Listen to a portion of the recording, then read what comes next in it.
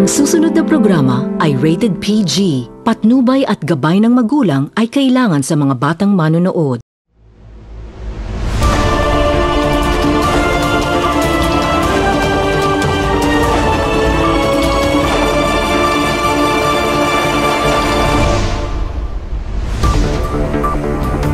Oroqueta City, Misamis Occidental, maayong adlaw. Ilabi na katong padayon nga nagsunod ug naglantaw sa Oroqueta Community Channel. Ako si Juan sa Regumban Tasuda alang sa Community Update.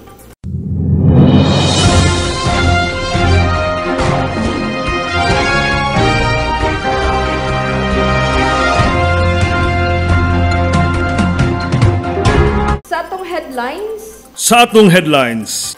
LGU Oroqueta City uban ni Mayor Acosta mainitong may welcome sa 2024 Seal of Good Local Governance Regional Assessment Team sa Department of Interior and Local Government. Ceremonial signing sa duha ka bag-ong naaprubahan nga City Ordinances 954 and 955 gipahigayon atol sa regular flag raising ceremony sa Oroqueta City Plaza. Pagpatunhay sa kahapsay ug kalinaw sa Oroqueta City usa sa gitutukan ni Mayor Acosta para sa pagpangandam sa hinay-hinay nga pagdagsa sa katawhan, luyo sa pagpangabuot sa mga investor sa Dakbayan. Peso Oroqueta City nagpahigayon sa Employers Forum para sa implementasyon sa Second Wave Job Start Philippines. Samtang sa susamang higayon, gihatag usab ang Employers Annual Recognition sa mga employers nga nagsunod sa Labor Localization Ordinance sa Oroqueta City. Mga kwalipikadong junior high school students sa DUSIC ang mga integrated school ug national high school nga nasulod sa City Scholarship Program sa Oroqueta City ang midawat sa financial assistance nga personal nga gitunol ni Mayor Acosta. Ug karon sa tong detalye, LGU Oroqueta City uban ni Mayor Acosta mainiton nga mi-welcome sa 2024 Seal of Good Local Governance Regional Assessment Team sa Department of Interior and Local Government. Ania ang kompletong detalye. Nagpahigayon ang Regional Assessment Team sa Department of Interior and Local Government ug Assessment and On-Site Validation sa Oroqueta City para sa 2024 Seal of Good Local Governance kon SGLG niadtong Miyerkules sa buntag, May 27, 2024 sa Sangguniang Panlungsod Session Hall. Gipanguluhan ni Lolita Gia, ang Local Government Operations Officer 6, isip SGLG Assessment Team Leader, uban sa ilang partner nga mao ang Local Resource Institute kon LRI nga si Glyzy Arnuza sa University of Science and Technology of the Philippines nga mao'y motabang sa pagpahigayon sa assessment. Matud pa ni Gia nga ang SGLG usa ka progressive assessment system. Tungod kay matag tuig adunay mga himuong kausaban ug i-upgrade aron mas mahatag ang klaro nga mga tahas sa mga LGUs. Gani ang SGLG pagkakaron dili na kini programa lamang sa DILG kundi nahimo na kining balaudnon pinasikad sa Republic Act 11292 pasabot nga usa na kini kamandato sa mga LGU nga mo-implementar sa SGLG.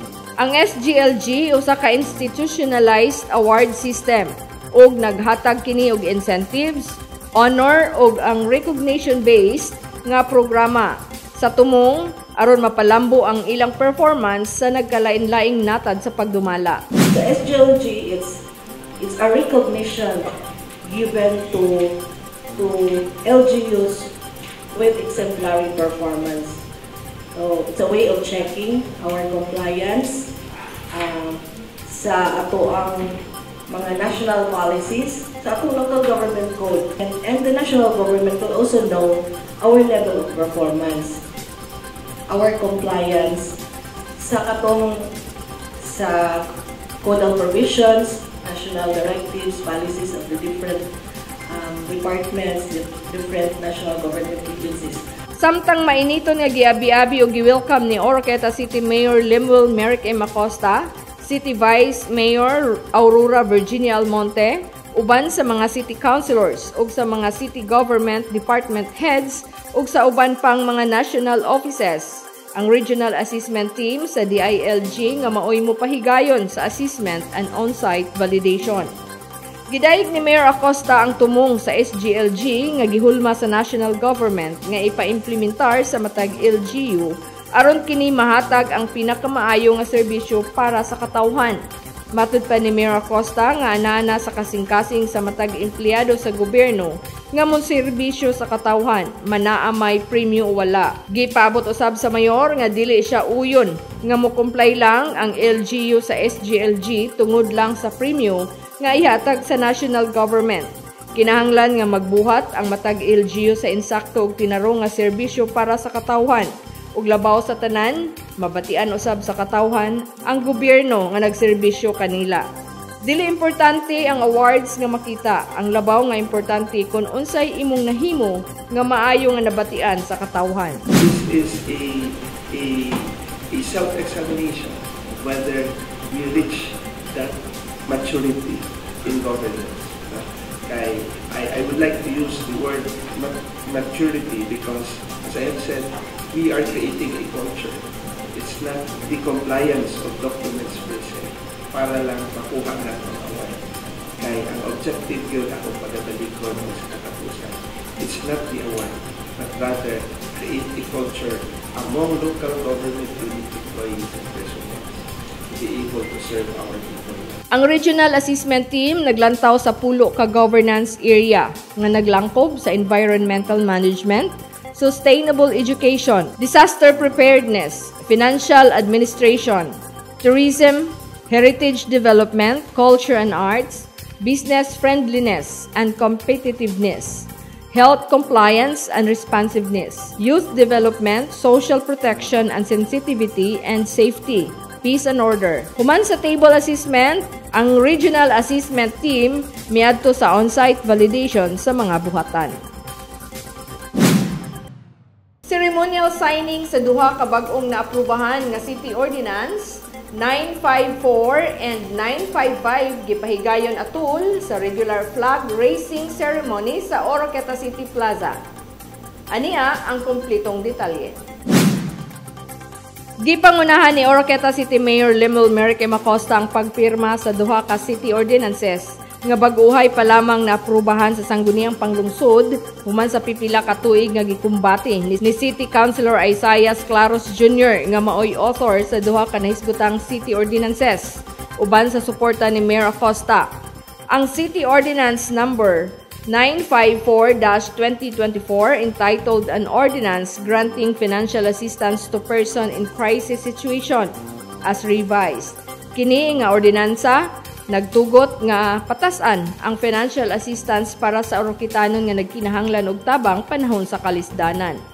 Matud pa ni Claros nga nakita nila ni Mayor Acosta nga dili na haom ang kantidad sa naandan nga amount sa financial assistance nga ihatag sa gobyerno ngadto sa katawhan. Hinungdan nga ilang gi-revise ang daan nga ordinansa aron mapatasan ang kantidad nga mahatag sa katawhan isip financial assistance ug ang pagwala sa pag-require sa mga nangayo og assistance nga magdala sa indigency nga papel. Sa bag-ong ordinansa, wala nay pili ma-indigent man o dili basta taga Oroqueta og nagkinahanglan og tabang nga angayan tabangan. Pinaagi sa City Social Welfare and Development Office ang mo-validate. Matabangan nato mahinungdanon ang atong tabang nila. Gikan sa burial assistance nga 1.5 himuon na kini nga 15,000 pesos.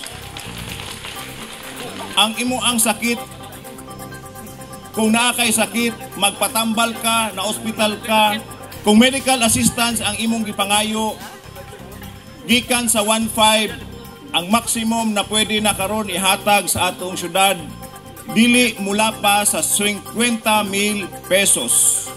Depende sa imuang sakit. So pwede na magkasakit dili gihapon, no? Kadtong mga bata nga nakita nato nga mga ulila walay ginikanan, gibilin sa mga apuhan, ato po ng tagaan og assistance para maka-eskwela gyud kay miingon man ang atong mayor walay dapat dili maka-access sa ato ang edukasyon. Daghan kayong feedback sa ato ang education department nga ang mga bata misulod nga walay kaon tungod kay kining mga bataa naaraman sa pag-aruga sa mga apuhan nga wala ra ba po'y pension unsaon yun pagkabot sa ilang ambisyon. So kini tanan nahatag kini pinaagi sa ato ang leader sa ato ang syudad. Ang ikaduha mao ang City Ordinance number 954-2024 entitled Reorganization, Right-Sizing Ordinance of the City of Oroqueta.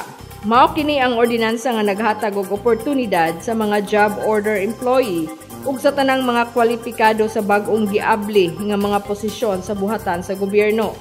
Subay ni Konsehal Claros nga upat ka tuig niyang kumbati uban sa suporta ni Mayor Acosta aron mapasar ang naasoy nga ordinansa, aron mapahiluna sa insakto ang mga job order employee nga dugay nang nagserbisyo sa gobyerno ug sa mga bag-ong migraduar nga gustong manarbaho sa gobyerno nga kwalipikado sa posisyon. Kay ang maong ordinansa mag-abli og daghang bakante nga regular nga mga posisyon. Gikan kang Mayor Lemuel Acosta, kang Vice Mayor Gigi Almonte, sa akong mga kauban sa konseho, miduyog kami tanan sa pagsuporta kaninyo mga empleyado sa atong gobyerno, pinaagi nining maong mahinungdanon meaningful nga ordinansa. Dili kini para sa amua, para kini sa ato mga deserving nga mga empleyado, deserving nga mga batanon sa ato ang syudad nga adunay dako nga oportunidad nga makasulod sa ato ang panggobyerno. Para kini sa inyo tanan. Gipasalamatan ni Mayor Lemuel Merkem Acosta ang sangguniang panlungsod nga nahatagan sa katumanan ang duha ka ordinansa tungod kay kini ang haom sa panginahanglanon sa katawhan karong mga panahuna. Nakita nga kinahanglan ang pagpausbaw sa kantidad o financial assistance tungod kay misaka na usab ang mga galastuhan. Pagkakaron og ang right sizing mao kini ang tubag sa mga panginahanglanon haom sa mga katawhan nga atong giserbisyuhan karong mga panahuna. And there are already positions nga dili na relevant sa ato ang gikahinanglan karon kay naa nay mga bag-ong nga qualifications. Naa nagudta sa AI nga panahon, naa nata sa ingnon nato digital nga panahon. Sa una, typewriter pa paghimo aning staffing patterns nato. So all of this will answer to the needs of times. Gidayeg ni Mayor Acosta ang mga miyembro sang guniang panlungsod tungod kay gawas niini, duha ka mahinungdanon nga ordinansa ang bag-uhay pa lang napasar. Daghan pang mga ordinansa nga ilang napanday o hingpit nang naimplementar. Nakatabang og dako kini og unsay nakabot karon sa dakbayan. Kini napamatud-an nga kun ang tanan magkahiusa magtinabangay sayon kabuton ang kalambuan sa usa ka lugar. Sa Oroqueta bawal ang marites. Sa Oroqueta bawal ang mubira sa isig Oroquetanon paubos. Gikahinanglan kitang tanan Oroquetanon anda mutabang sa iyang isig ka Oroquetanon.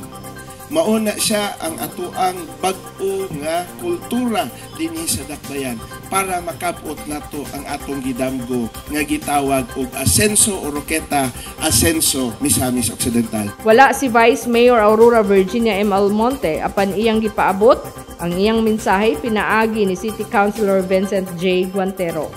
Human sa ceremonial signing, gihatagan sa Certificate of Recognition ang miyembro sa core team sa Reorganization Right-Sizing Ordinance sa Oroqueta City isip paghatag pasalamat o sa pagpaningkamot nga mahatagan og katumanan ang naasoy nga kabag-uhan sa LGU Oroqueta City. Pagpatunhay sa kahapsay og kalinaw sa Oroqueta City usa sa gitutukan ni Mayor Acosta para sa hinahinay nga pagdagsa sa katawhan luyo sa pagpangabot sa mga investor sa dakbayan. Ania ang kumpletong detalye. Gipanghingusga ni Oroqueta City Mayor Lemuel Merkem Acosta nga mapatunhay ang kahapsay ug kalinaw sa dakbayan isip tipik sa pagpangandam sa pagdagsa sa bagang duot nga katawhan tungod sa pagpangabot sa mga dagkong tigpatigayon dinhi sa dakbayan. Ilabi na ang kampanya batok sa illegal nga droga. Tungod kay ang Oroqueta City karon hinahinay ng misaka ang ekonomiya, human nagsugod na og pagpangabot ang mga investor sa dakbayan. Subay ni Mayor Acosta nga sa wala pa siya milingkod isip amahan sa Oroqueta City, kapin usa ka libo pa ang mga negosyo nga anaa sa dakbayan. Apan sa iyang administrasyon og hangtod karon, mikabat na sa 4,000 ang nakatalang mga negosyante nga may buo og puhunan sa Oroqueta City. Kini nga kalampusan nakabot sa dakbayan, nagtangag usab kini og mga panginahanglanon sama sa pagmintinar sa kahapsay ug kalinaw sa palibot para mahatagan og seguridad ang mga negosyante ug mga pumapalit. We need to protect our area of responsibility. We should not let our guards down. Otherwise, makasunod sila. Kung makasunod sila, pamangkas na kundi sila. Magkapulitan na protect. So, tama is pa rin sila. Ako talaga ipag-control ng mga putala. Gipasalamatan ni Mayor Acosta ang mga kapulisan ubos sa pagpangulo ni Police Major Roland Dunor tungod sa walay puas nga pagukod sa mga kriminal, ilabi na ang pagukod sa mga tigpayuhot sa illegal nga druga. Diin sunod-sunod nga malampuson nga gipahigayon ang buy-bust operation. Ug sa sunod tuig, posibleng ideklara na ang Oroqueta City mahimo ng third-class city. Mao nga importante gayud nga mapatunhay ang kahapsay ug kalinaw sa dakbayan. Hugot nga gihangyo ni Mayor Acosta ang tanan atol sa Peace and Order Council ug ang City Anti-Drug Abuse Council meeting nga magkahiusa para makabot ang tinguha. Now, all ang importante naman, nato, this is not just the concern of the local city executive, the Sanggunian, or the local government unit in general. Peace and order requires the whole community to come together in order to come up with a plan that is acceptable to all, and wherein everybody can participate as well. Di kahinang lang nga kung participate ang tanan, hindi na mahimo nga ang peace and order is the police concern, the mayor's concern, the barangay concern, the JF is concerned, the DF is concerned, and the Philippine Army is concerned. It's everybody's concern. Gustong mahatagan og tubag ni Mayor Acosta ang kalabot sa problema usab sa mga minors nga nakakomitar og bugat nga mga salaod. Akseptado si Mayor nga maglisod ang kapulisan sa pagpahamtang sa silot sa mga minors tungod kay protektado sila sa balaod. Apan gusto sa Mayor nga makahimo og sulbad ang POC ug ang kadak para sa mga minors aron mapakgang ang pagbuhat nila sa mga bugat nga mga salaod sa komunidad. Peso Oroqueta City nagpahigayon sa Employers Forum para sa implementasyon sa second wave Jumpstart Philippines. Samtang sa susamang higayon usab, gihatag usab ang Employers Annual Recognition sa mga employers nga nagsunod sa Labor Localization Ordinance sa Dakbayan. Ania ang kompletong detalye.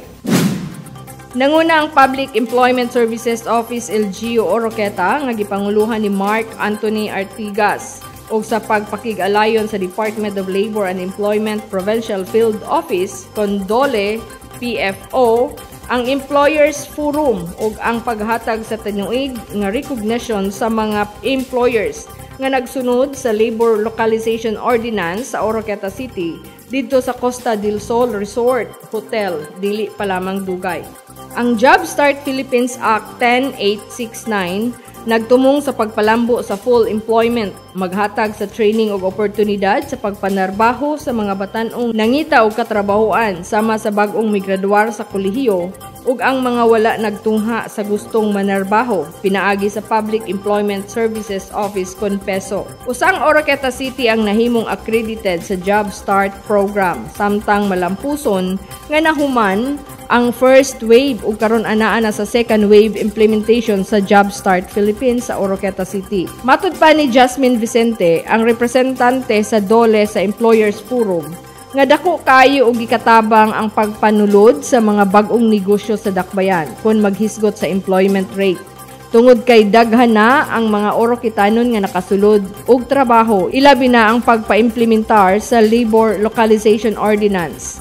Dako ang kalipay sa DOLE o sa Peso, Oroqueta City nga daghan sa mga employers ang mikumitar sa Job Start.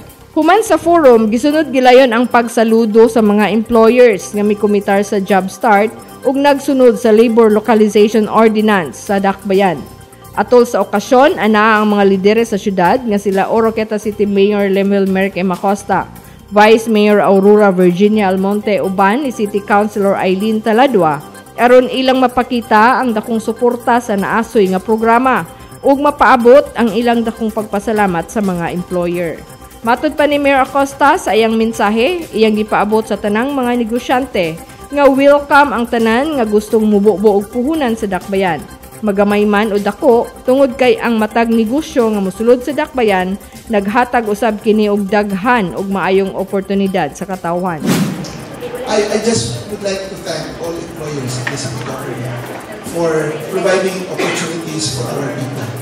Because, you know what?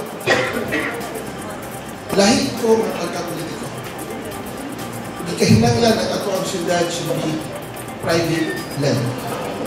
Employment generation should be provided by the private sector. It is not the role of the city government or the government for that matter to provide jobs and opportunities for our people. The role of government is to be a catalyst so that opportunities for business people, for business institutions to thrive in our city. Mona, we need to work closely with you. Because when we assumed office in 2019, I've always bannered this and I'll say it again and again. When we assumed office in 2019, there were only 1,800 something businesses in Oroqueta. Today we have more than 4,000. So, every year, sa Jumpstart na to, may kadako ang venue. The previous year, we had a smaller venue. Today, we have bigger venue. Probably next year we will have a much bigger venue so that other participants will be joining. Dili lang ini sila ng pagkumpanya. And you know what? When business grows, opportunities are created as well. Not only for our people in the employment side of things, but rather, when people come to our city, it will create a universe of new opportunities. Nagpasalamat usab si Vice Mayor Almonte sa mga employer sa pagdawat ug pagsunod sa ordinansa sa syudad na himong dakong gikatabang sa pag-angat sa dakbayan. Gi-congratulate usab ni Vice Mayor Almonte ang nakadawat sa recognition. Gipasalig niya nga padayon ang LGU Oroqueta City sa pagsuporta sa Job Start program. Dakong kalipay ninyong tanan. Nga naman, dili mamahimong 5Ms. Apil mo sa 5Ms. Kung saan ito ng 5Ms? Misang musnon, magpuyong, malinawon, malambuon, o malipayon. So, usamo ni anak nga nakakontribute. Kami sa Sangguniang panglungsod, ang dami og tagana og suporta og unsang iyong gusto ipaabot ni Mayor Lemuel kay kami 101% rest assured, no? Nga amo gyud suportahan nga gikan gi-request ni Mayor Lemuel kung unsa iyong mga request para sa inyo. Mga kwalipikadong junior high school students sa 12 ka mga integrated school ug national high school nga nasulod sa City Scholarship Program sa Oroqueta City ang midawat sa financial assistance nga personal nga gitunol ni Mayor Acosta. Ania ang kompletong detalye. Mikabat sa 1,570 ka mga kwalipikadong junior high school students nga nasulod sa City Scholarship Program gikan sa 12 ka mga national high school ug integrated high school sa Oroqueta City ang midawat sa financial assistance nga gikan sa pangagamhanang lokal. Usa ka libo ka pesos ang nadawat matag estudyante diin halos tanan nga mga tulunghaan ang gibisitahan ni Oroqueta City Mayor Lemuel Merrick M. Acosta aron personal niyang matunol ug mahimamat ang mga benepisyaryong estudyante. Ang mga kwalipikadong estudyante nga masulod sa City Scholarship Program mao ang mga estudyante nga nagtungha sa mga public schools ug lumad nga Oroquetanon. Kini nga programa natukod kaniadto pang panahon sa administrasyon ni Mayor Nancy Bandala, pinasikad sa City Ordinance Number 065 2001. Diin si late City Councilor Romeo Dulien ang author niini nga adunay 300 pesos ang madawat sa matag estudyante. Napadayon kini og hangtod na patasan ang maong kantidad niadtong 2021 ubos sa revised City Ordinance number 0884-2021 nga nahimo ng 1,000 pesos ang madawat sa matag estudyante. Ang tumong niini maong paghatag alalay sa mga estudyante para sa ilang pagkabot sa ilang mga pangandoy. Pagpasalamat ta under the leadership of City Mayor Lemel Mary M. Acosta tungod sa ilaang gugma alang sa mga learners nga nahitabo gyud nga namugna kini nga programa. Kining tanan alang kaninyo tungod kay nagtan-aw nga atong mga lideres sa inyong kaugmaon. I hope nga kamong tanan nga maka-graduate dinhi sa Langkangan Central Integrated School, makahuman sa inyo ang mga tinguha sa Kolehiyo Puhon. Duha ka adlaw ang gigahin sa mga kawani sa LGU Oroqueta. Ang unang adlaw ni adtong May 21, 2024 nga naglangkob sa Mubod Integrated School, Tipan Integrated School, Sinuti Integrated School, Clarence Settlement Integrated School, Apil Integrated School, Misamis Occidental Science and Technology High School, ug ang Talairon National High School. Ang ikaduhang adlaw, May 22, nga naglangkob sab sa Langkangan Integrated School, Oroqueta City National High School, Bunga National High School ug Tabuk Norte Integrated School ug Dolian Integrated School. Samtang atong madungog ang pagpasalamat sa Langkangan Integrated School sa pangagamhanang lokal sa tinuig nga paghatag sa financial assistance sa mga estudyante. Tungod kay ang maong kantidad, dako kini og ikatabang kanila. We will give thanks to our city mayor kay nihatag gyud nato 1,000 and that aid or blessings from the city mayor is also a blessing to all of us. Anaw usab ang presensya ni Vice Mayor Aurora Virginia Almonte uban ni City Councilor Eileen Taladua ug uban pang mga city councilors aron ilang mapakita usab ang ilang paghigugma pagsuporta sa mga damgo sa mga kabataan dinhi sa Dakbayan. Gipaabot ni Vice Mayor Almonte ngadto sa mga kabataan nga ang mga lideres naglantaw para sa maayong kaugmaon sa mga kabataan kay ang kalampusan sa mga kabataan kalampusan usab sa komunidad ug sa Dakbayan. Hindi lang ang inyong mga ginikanan ang nagpamla, but ang mga lideres sa atong siyudad nagpamla ninyo. Busa, kami ninyo Rimwell, mga kusihales, mayroon ninyo paningkamot mo. Ipadayon ninyo inyong kabuutan, kakuki ng mutuon, o sakripisyo. Dili papil ang atong kahintang o kalisod. Pagkunsaman ang itabang ninyo o mga teachers o ginikanan kung dili mo manikamot. Inuwanan sa mga pag-ampo. Sa pikas nga bahin, dili masukod ang kalipay sa mga estudyante nga nakadawat sa financial assistance tungod kay nakatabang kini og dako sa ilang kaugalingon. Nagpasalamat kog dako ni Mayor kay gitagaan mi niya og assistance sa isip isa ka graduating student. Dako kining tabang sa mua kay para pampalit og mga kinahanglanon para next school year og pampalit og bugas. Dako kay tabang sa kuha kay makatabang sa akong mga ginikanan para makapalit kog akong gamit next year para sa akong pag senior high school o mga school supplies. Mao kadto ang naglangkob sa community update. Sa ngalan sa kinatibok ang puwersa sa Oroqueta Community Channel, ako si Joanne sa Rigumba Antasuda. Mayon kaninyo put God first in everything you do. God bless Oroqueta, God bless Misamis Occidental.